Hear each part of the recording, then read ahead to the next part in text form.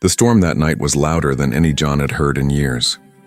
Thunder rolled across the valley like a beast growling in the dark. His small cabin stood alone at the edge of the woods where no one ever came. He liked it that way, quiet, peaceful, far from the noise of the world. But peace ended that night. John was reading by the fire when the lights suddenly flickered. The radio went silent and the air filled with a strange humming sound, deep, vibrating, almost alive. He frowned and stepped outside, pulling his coat tighter against the cold rain. Then he saw it, a light streaking across the sky, bright and green, cutting through the storm clouds. It wasn't lightning. It was falling fast. Moments later, a loud crash echoed from the forest. The ground shook under his feet. John's heart raced. What the hell was that? He whispered to himself. Curiosity and fear battled inside him. After a moment, he grabbed his flashlight and headed into the woods. The rain hit his face like needles. The trees whispered as the wind screamed through their branches. Soon he smelled something strange, like burning metal and ozone. And then he saw the glow. A small crater steamed ahead of him. In the center lay something half-buried, smooth silver metal twisted and cracked open. It looked like a ship, not big, just large enough for one person. Smoke hissed out of it, mixing with the rain. John's breath caught when he heard a sound. Soft, weak. A whimper. He moved closer, heart pounding. There, lying beside the wreck, was a figure. At first he thought it was a woman, but then he saw the differences. Her skin shimmered faintly like moonlight on water. Her hair was white as snow, though her face looked young. And her eyes were glowing faint blue like light trapped behind glass. She was hurt, badly. Blood or something like it, dark and silver, dripped from a wound on her side. John froze. Every instinct screamed at him to run, but she looked up at him with such fear and pain that his feet refused to move. Please, she whispered, voice shaking. Don't call them. Her words were clear English, but broken, strange in rhythm. Call who? He asked quietly. The hunters, she breathed. They will come. John looked back toward his cabin, then at the storm above. He didn't understand what was happening, but he knew one thing. If he left her here, she would die. He wrapped his jacket around her shoulders. Can you walk? She shook her head weakly. So he lifted her. She was lighter than she looked, her skin cold as stone, and carried her back through the woods. By the time they reached his cabin, the rain had washed most of the blood away. He laid her on the couch, lit a fire, and tried to stop the bleeding with towels. Her skin felt strange, smooth but not human. Still, she winced like anyone in pain. What happened to you? He asked softly. She didn't answer. Instead, she looked at the window nervously, eyes glowing brighter for a moment. They will find me, she said. They always find us, John frowned. Who are you talking about? Who's coming? She blinked slowly, her breathing uneven. The soldiers from the sky, she whispered. Then her eyes rolled back and she fell unconscious. John stared at her, his mind spinning. He had read stories, seen movies, but this was real. An alien. A real alien lying in his cabin, bleeding and terrified. For hours he sat by her side, listening to the rain fade into silence. Every now and then she moved or whispered in another language, soft musical sounds he couldn't understand. Once her hand touched his and a faint light ran across her skin like static. It was strange, but peaceful. Just before dawn, she woke again. Her eyes were dim now, tired. John offered her a glass of water. She looked at it confused, then took a small sip. Thank you, she said, her voice weak but warm. He smiled slightly. You're safe now. Whoever they are, they won't find you here. For a moment, she seemed to relax. Then her gaze sharpened. She looked at him with fear and sadness mixed together. You don't understand, she whispered. They will come for me. And now for you too. Outside, far away, a low rumble echoed across the sky. Not thunder this time. Something else was coming, and John knew. His life would never be the same again. The sky was still gray when John woke up. For a moment he thought the night before had been a dream. The crash, the light, the strange woman. But then he heard movement from the living room. She was still there. The alien woman, Sarai, he would later learn her name, sat near the fire, wrapped in a blanket. Her glowing eyes were softer now, watching the flames as if trying to understand them. Her skin shimmered faintly like morning dew under sunlight. John rubbed his face and tried to think. "What have I done?" he muttered to himself. He had taken in a wounded alien fugitive, someone the government or worse might be hunting. He poured coffee, then looked at her again. "Do you understand me?" he asked slowly. She turned her head and nodded once. "Yes," she said. Her voice was clearer now, though still calm and strange. "Your words? They are simple." John let out a shaky breath. "Good, because I have about 1,000 questions." Sarai tilted her head, studying him. "I will answer what I can." Before he could ask anything, a sudden noise outside made them both freeze. It sounded like an engine. Low, distant, but getting closer.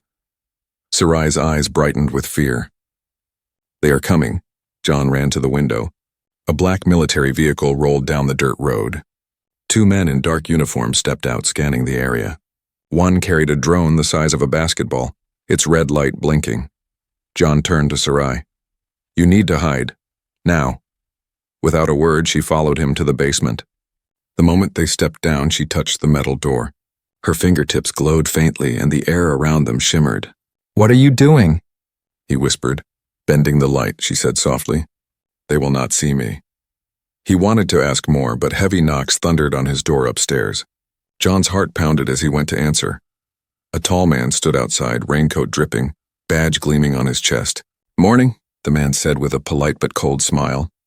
"We're running a search in the area. You seen or heard anything strange last night?" John forced a calm smile. "Just thunder and rain." The man glanced around the cabin, then leaned slightly forward. "You live out here alone, sir?" "Yeah, just me." The agent's eyes narrowed, but after a moment he nodded. "If you notice anything unusual, lights, noises, people, you let us know." He handed John a small black card. There was no name on it, just a number and a silver logo that looked like a triangle with wings. "Sure thing," John said, pretending not to notice how the drone outside was scanning his roof. When they finally left, John shut the door and locked it. His hands were shaking. He hurried back to the basement. Sarai was gone. The blanket lay on the floor, but she had vanished. "Sarai?" he whispered. "Where did you—" Before he could finish, her voice came from behind him. "Here." She stepped out of the shadows, or maybe out of thin air. He couldn't tell. Her form had faded into the background as if she could blend with the air itself. John stared, speechless. That's not possible." Her lips curved slightly, almost a smile. "It is for us." He took a breath. "Who are you, really?" She looked down, touching the mark on her wrist, a small glowing ring of symbols. "I am Sarai of the Lumeran Order," she said. "Or I was. Now I am nothing.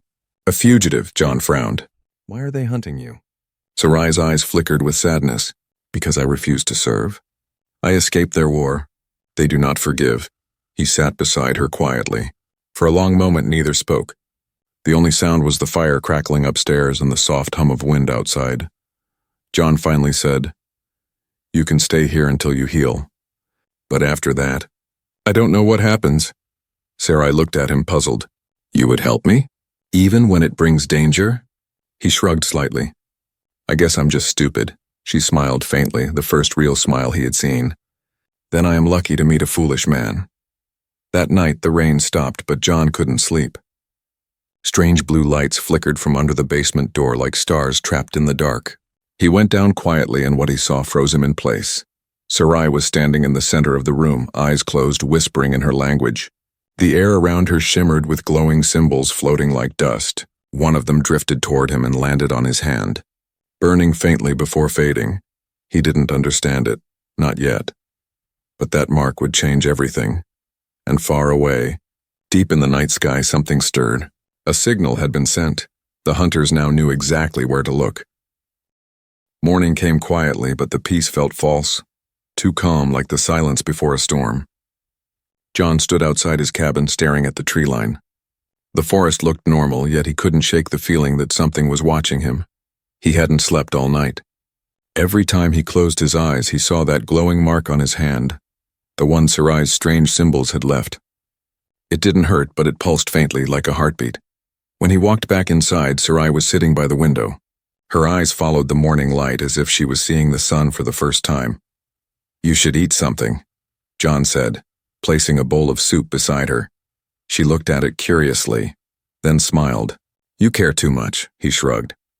You look like you haven't eaten in days, or whatever your kind eats in light, she said softly.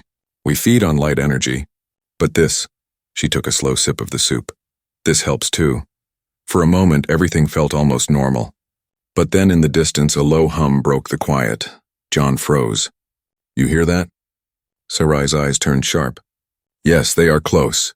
He grabbed his binoculars and stepped onto the porch.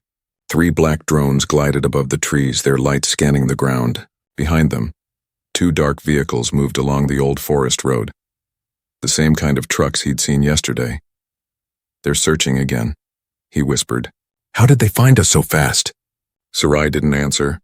She stood up, staring at his hand. The mark, she said quietly. They can track it, John's heart jumped. You mean this thing you burned into me? You said it wasn't dangerous. It was not meant to be, she said quickly. It was a bond symbol, a protection mark. But they must have changed their sensors. They can feel my energy through you. He cursed under his breath. Great, so now I'm a walking beacon. We must hide, Sarai said firmly. Downstairs. The forest is not safe anymore. But before they could move, a voice echoed from outside. This is Commander Holt of the Earth Defense Unit. Step out of the cabin immediately. John's blood turned cold. Sarai backed away from the window, her eyes glowing faintly. Earth Defense, she whispered. They are not who they claim to be. He looked at her. What do you mean? They wear your faces, she said. But they are not from here. The hunters have taken human form. John barely had time to think. The door burst open and soldiers in black armor stormed in, weapons raised. Hands up! Step away from the alien! One shouted. John raised his hands, panic flooding his chest. Wait, she's hurt. She's not dangerous. Silence. Another barked. Where is she? But Sarai was already gone. The air shimmered for a second and she vanished, blending with the walls, invisible to their eyes. A soldier scanned the room with a device that beeped faster near John. He's tagged, the soldier said. The energy readings on him. Commander Holt stepped forward. His face looked human, but his eyes, they flickered gold for a split second. Where is she, human? He demanded. You cannot hide her from us. I don't know, John said through gritted teeth. She's gone. The commander's hand shot out and grabbed John's wrist. The mark on his skin glowed bright blue, reacting to the touch. She has bonded with you, Holt said slowly. You belong to her now. John yanked his arm free. I don't belong to anyone. Holt's expression darkened. Then you will die with her. Before the soldiers could move, the lights flickered, then died completely. The room filled with a high-pitched sound that made the air vibrate. The soldiers shouted, covering their ears. Then, out of nowhere, a wave of blue energy exploded from the floor. The walls shook and the soldiers were thrown backward. John dropped to the ground, covering his head. When the noise stopped, he looked up. The cabin was in ruins. Broken furniture, smoke, shattered glass everywhere.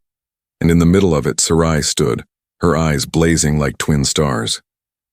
Enough, she said, her voice echoing like thunder. The soldiers scrambled to retreat, dragging their wounded commander. The moment they fled into the trees, Sarai turned to John. Her face was pale, her breathing heavy. We have to go, she said. Now! John stared at her, still in shock. What did you do? I warned you, she said softly. They will never stop. She reached for his hand. The mark on his skin glowed again, brighter this time. And then she whispered the words that changed everything. They found me again. We have to leave, now. Smoke filled the air as the cabin burned behind them. John didn't look back. He couldn't. Sarai pulled him through the woods, her glowing hand gripping his wrist tightly. The forest was dark, the ground wet and soft under their boots. Every sound and every snapping branch has made John's heart jump. They'll come after us, he said, panting.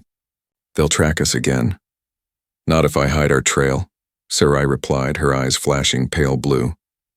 She stopped for a second, raised her hand, and the air rippled.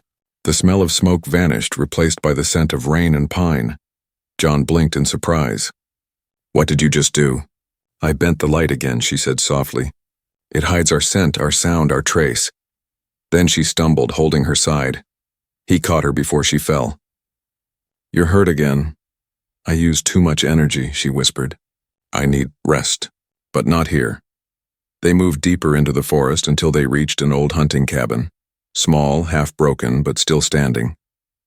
John helped her inside and shut the door. The air was cold and the place smelled of dust and old wood. She sat by the window, her skin dimmer now, the glow fading. John searched the shelves, found a blanket and wrapped it around her. "You shouldn't have saved me back there," she said quietly. "It puts you in danger." John looked at her. "Too late for that?" She studied him for a long moment, then said something he didn't expect. "In my world, when someone risks their life for another, we call it a soul bond." John frowned. "Soul bond?" She nodded. "It means your fate and mine are now linked. If one falls, the other feels the pain." He tried to laugh, but her serious eyes stopped him. "You're not joking, are you?"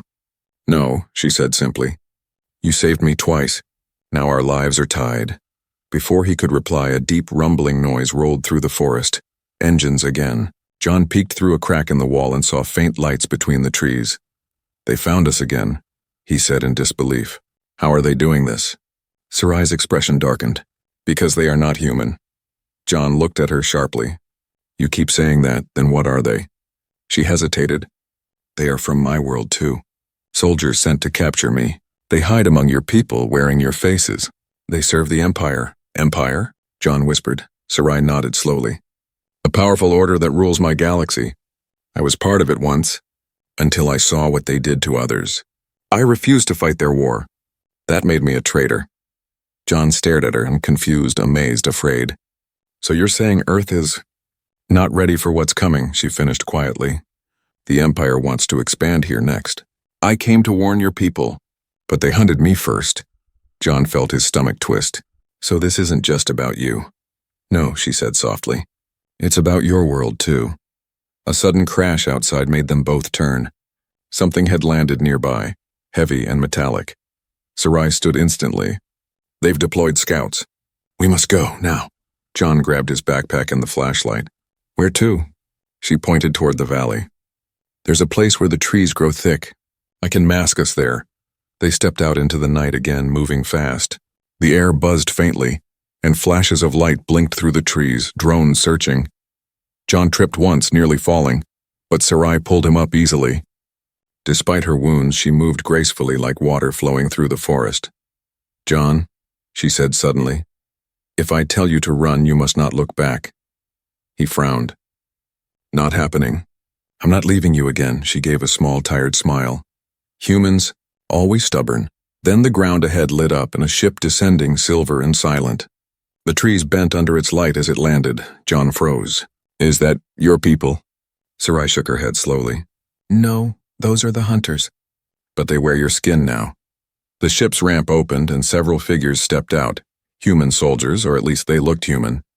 But their eyes gleamed faintly gold in the dark. One of them shouted, "Target located."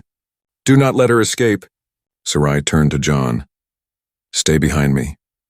He wanted to argue, but before he could speak, her body began to glow again, brighter than ever. Symbols of blue light spun around her like a shield, and when the first bullet fired, it hit the barrier and vanished into dust. John could only watch in awe. She wasn't just surviving, she was fighting back. "Go," she shouted.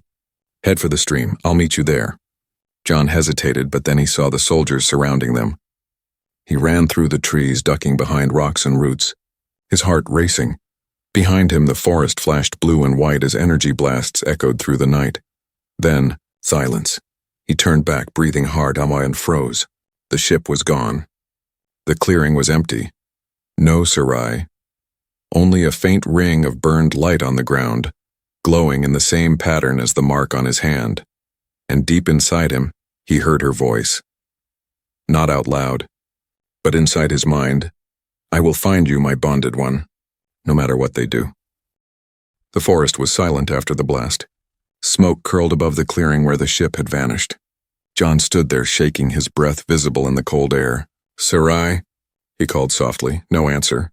Only the sound of rain dripping from the trees. He looked down at the faint glowing ring burned into the ground, the same pattern that pulsed on his hand. When he touched it, a spark of blue light ran up his arm and vanished. His mark glowed for a second, then dimmed again. He didn't understand what was happening anymore.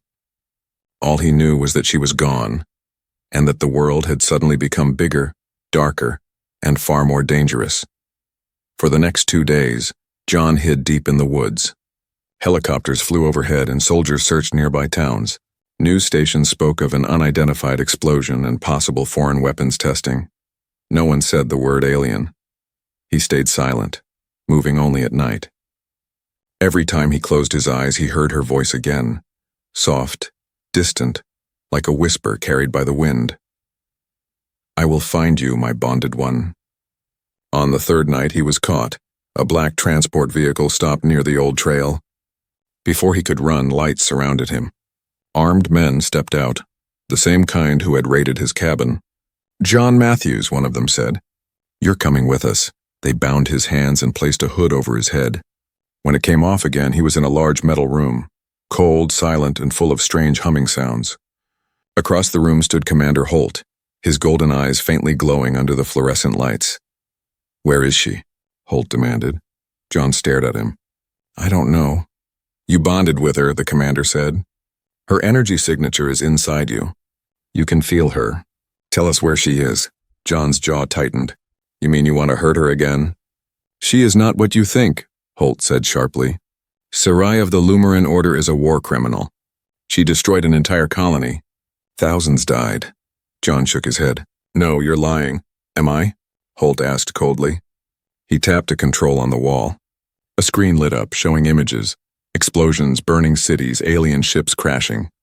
In the middle of it all was a woman who looked like Sarai, her hands glowing, her face hard and cold. John's stomach twisted. "That's not her.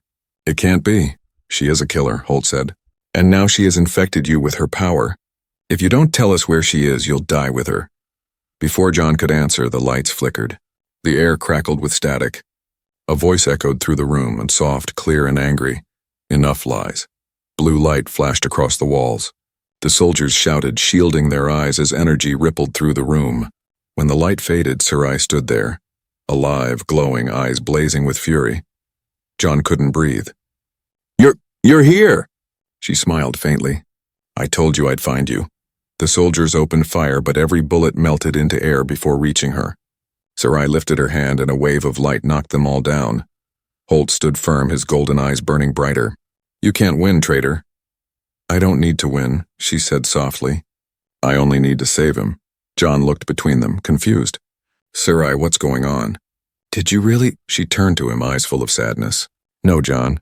The images they showed you, they are not real. The Empire uses illusions to control minds. They twist truth to make their enemies look evil. Then who are they really?" he asked. Sarai took a deep breath. "They are not humans. They are Lumaran soldiers who came here decades ago, wearing your faces. Earth's government never knew. The Empire hides among your kind, waiting for the right moment to strike." John felt dizzy. "So Earth has already been invaded?" "Quietly," she whispered. "Your people don't even know it yet." Before he could speak again, Holt raised his hand and unleashed a surge of golden energy. It struck Sarai, sending her to her knees. John rushed forward. "Stop! You'll kill her!" But Holt's voice was cold. "She's already dead. Her kind cannot live long without the source." Sarai gasped, her hand trembling as she reached for John. "Do you trust me?" she whispered. "Yes," he said without hesitation. Her eyes glowed brighter. "Then hold on." She pressed her palm against his chest, and the mark on his hand flared like fire. Light exploded around them, and the world vanished. When John opened his eyes again, the metal room was gone. They were floating in darkness, stars all around, the earth shining far below. He stared in awe. "Where are we?" Sarai smiled weakly. "Between worlds," she said. "A place where only bonded souls can exist." Then her eyes closed. "Sarai," John shouted, holding her in his arms as her body flickered with light. "Stay with me." Her last whisper echoed through the stars. "I will never leave you, my husband, even across worlds." And as her light faded, John realized the war she spoke of wasn't over. It was only beginning. The stars floated all around him, endless and bright. John felt weightless, suspended in a vast sea of light. For a moment there was no pain, no sound, no fear, only silence. Then he saw her. Sarai drifted nearby, her body surrounded by glowing symbols that spun like tiny galaxies. Her eyes were closed, her breathing faint. John reached for her hand. It was cold, almost fading. "Sarai," he whispered, "wake up." Her eyes opened slowly, soft blue, glowing like starlight.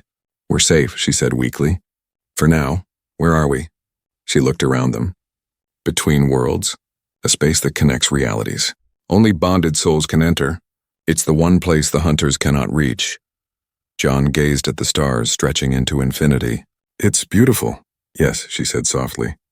"But it's not meant for the living. We cannot stay long." He noticed the fading glow around her body. "You're getting weaker." Sarai smiled faintly. "I used too much of my energy saving you. The bond is strong, but my body—" She paused, looking at her trembling hands. "It cannot hold together much longer." John's chest tightened. "No, don't say that. We'll find a way to help you." She looked at him, really looked as if memorizing his face. "In my world," she said quietly, "when two souls are bound, they share life and death. You saved me, and now your life is tied to mine. That is why I call you husband." John froze. "You mean that's real? Not just words?" "It's ancient law," she said. "Your kindness created a link that even death cannot break." He didn't know what to say. He had saved her out of instinct, not expecting to be drawn into a war between galaxies. Yet here they were, standing in eternity, connected by something deeper than understanding. Before he could answer, a dark ripple spread across the stars. The light around them flickered. Sarai's expression changed. "They found us." "Who?" John asked. "The Empire. They can sense my energy even across dimensions. They're tearing open the space between worlds." From the darkness, golden cracks began to appear, thin lines that spread like lightning. Through them, faint shapes emerged, ships, soldiers, and glowing eyes. John felt fear grip him. "What do we do?" Sarai stood, her strength returning slightly as she raised her hands. The symbols around her glowed brighter. "We fight," she said, "but this time together." Blue light burst from her palms, forming a shield that wrapped around them. Golden blasts struck from the cracks, shaking the air, but the shield held. "For now." "John," she shouted over the noise. "Your mark, use it." He looked at his hand, where the glowing symbol pulsed wildly. "I don't know how." "Don't think, feel it," she yelled. "It's a part of you now. It's our connection." He closed his eyes and reached inside, focusing on the warmth in his chest. The bond. Suddenly the symbol on his hand blazed to life. A surge of blue fire erupted from him, merging with her light. Together, their power exploded outward. The golden cracks shattered, and the invader screamed before vanishing into the void. When the light faded, silence returned. The stars glowed peacefully once more. John fell to his knees, exhausted. "We did it." Sarai smiled weakly. "Yes, but at a cost." She touched her chest where her light was flickering like a dying flame. "The bond saved you," she said softly. "But it's consuming me." "No," John said firmly. "There has to be another way." She shook her head gently. "There is, but it will change everything. To close the rift and stop the Empire from entering your world, I must merge with you completely." He stared at her, confused. "Merge? What does that mean?" "It means my body will fade, but my soul, my essence, will live within you. You will carry my power, my memories, my heart." John's voice broke. "Sarai, I can't lose you." She reached out, cupping his face with trembling hands. "You won't. Every time you look at the stars, you will see me. Every breath you take will be mine too." Tears filled his eyes.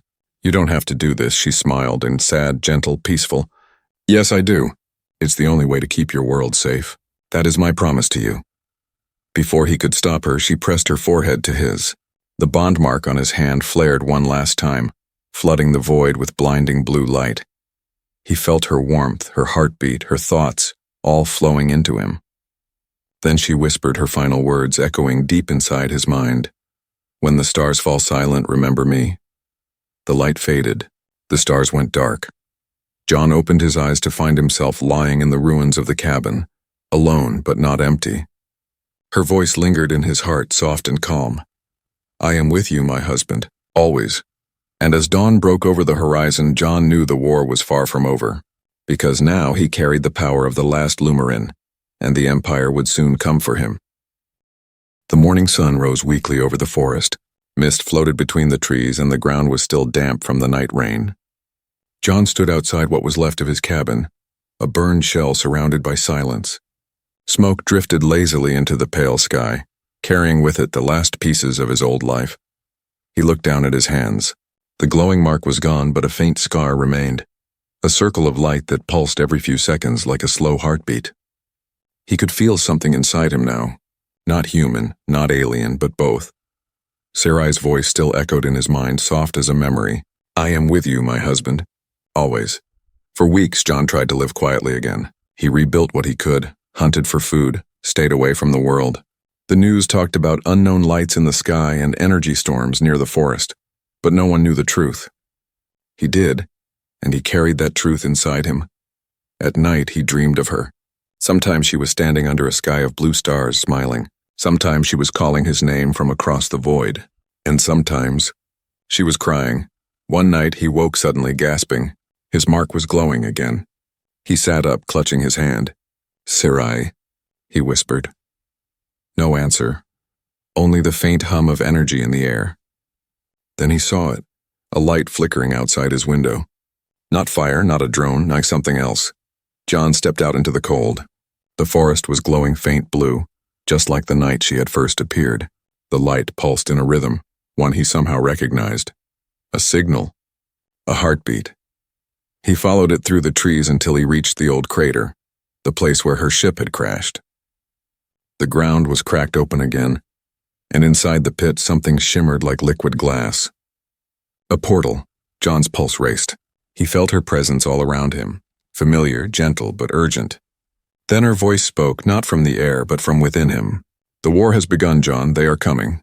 You must choose it." "Choose what?" he asked aloud. "To stay in your world, or return to mine." The air rippled as a shape began to form in front of him, a faint outline glowing in the mist. It looked human at first, but the longer he stared, the more it changed. Her white hair, her silver blue eyes. Sarai. John's heart nearly stopped. "Sarai?" She smiled faintly, though her body flickered like light on water. "I told you," she said softly, "I would find you." He took a slow step forward, afraid she might vanish if he blinked. "You're alive?" "Not as before," she said. "Part of me lives within you. The other part has learned to take shape again." Her eyes softened. "You kept your promise. You survived." John reached out, but his hand passed through her like smoke. He clenched his fist. "I thought I lost you forever." "You can never lose what is bound by soul," she whispered. "Even death cannot break it." He looked at the portal glowing behind her. "You said they're coming." "The Empire?" She nodded. "They know you carry my energy now. They will not stop until they have it. Earth is in danger. Your people, your world." John looked around at the quiet forest, the place that had once been home. "Then take me with you," he said. "If this is my fight too, I won't run from it." Sarai's expression was soft but serious. "If you come, there's no return. My world is broken, full of war and light that burns human flesh." "I don't care," John said firmly. "I made you a promise." For a moment, the world was silent. Then her faint smile returned. "Then come, my husband," she said. "Let's end the war together." The portal brightened, its light washing over the forest like a second sunrise. John felt the mark on his hand burn again. Not painfully, but powerfully, like it was waking up. Energy rushed through his veins, and his vision filled with stars. He took one last look at Earth, his cabin, the trees, the rising sun, then stepped forward. The moment his foot crossed the light, he felt everything change. Gravity vanished, sound disappeared, time slowed, and when he opened his eyes again, he stood on a battlefield under a violet sky. Ruins stretched across the horizon. Strange ships floated in the air, firing beams of gold and blue. Sarai stood beside him, solid now, alive, glowing brighter than ever. "Welcome to my world," she said quietly. "Our world now." John clenched his fists, feeling her strength inside him, their bond alive once more. "What do we do first?" he asked. She looked toward the distant towers where golden lights flickered, the heart of the Empire. Her eyes blazed. "We fight for freedom, for truth, for love that crosses worlds." Then she turned to him, smiling softly. "And when this is over, John Matthews, maybe then we can finally go home." Their hands met, light against light, and the ground beneath them glowed with power. Together they stepped forward into the storm of war. Above them, two stars crossed paths in the sky, one blue, one gold. merging into a single shining light. And from that day onward, legends would whisper of a man and an alien who fought side by side, bound not by blood, but by something far greater, a promise written in the stars.